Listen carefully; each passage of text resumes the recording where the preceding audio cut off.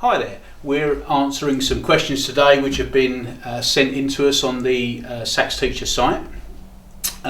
This particular question that we're going to talk about, someone's written in, is when is a good time for them to start improvising, jazz improvisation?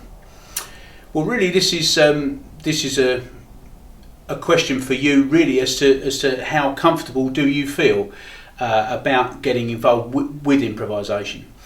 I would have young children of say 10, 11 years old that would come to me and be beginner players, and I would have them improvising probably within the first 3 or 4 weeks. I would have no problems about that at all. Some people find the improvisational process to be a little bit more embarrassing and they don't want to put a foot wrong. There are some people that literally just want to play from music and that's all that they want to do. Quite a lot of people though just want to get involved with improvisation, and I think that the more that you talk about it and the more that you create an actual sort of air of mystique about it, the more that it becomes difficult for somebody to enter into it. So it's probably just not to say too much about it, but just explain the basics and gets people involved really at any age, at any time. So it doesn't matter how long you've actually been playing for, you can get involved with actually doing something. An awful lot of the improvisational process would come from what you'd hear in your head as well. If you can hear solos, if you can hear things, really using the saxophone is just a vehicle for you to get that out of your head. It could be anything. You could be playing the piano, you could be playing the guitar, it could be anything. You just need to get that out. So if you can think it, you can play it. That is of course then the trick to all this.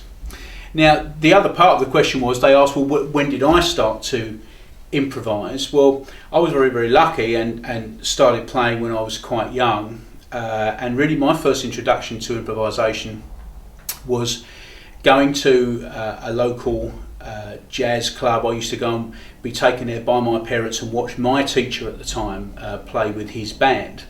Now, myself and a couple of young mates of mine, we used to sort of wait outside and get asked to come on and actually play a song and improvise a song. And the way that we used to think about it back in those days was, well, we've got some notes which are going to fit and some notes which aren't, and we used to basically look at the notes which are going to fit, what we today call a note bank, and we used to think, well, we'll just stick to those notes and we'll see what we can make of it. And I used to work upon a very, very simple criteria really. I used to think that if I got up there and blew, and sometimes there might have been 50, 100 people in this place, that if I used to fix in upon a face of a sort of a regular chap that would go there, and if his face was quite pleased and happy, it meant that I was obviously playing the right notes, and if he was wincing a little bit and raising his eyes, it meant I was possibly playing the wrong ones. So I used to try and then adjust my playing or the notes that I was playing to actually try and adjust what his facial expression was. But really you can have great fun with improvisation. You need somebody to show you what to do, but that is really not something which should stop you from just being free to play yourself. Make a noise and sit and see what happens. There are only 12 notes in the whole world. Some of them are always going to fit, some of them aren't. You just have to find out, regardless regarding which tune that you're playing, which note is going to fit that, which one isn't. So you can only do that just by trial and error. So really get improvising as soon as you can.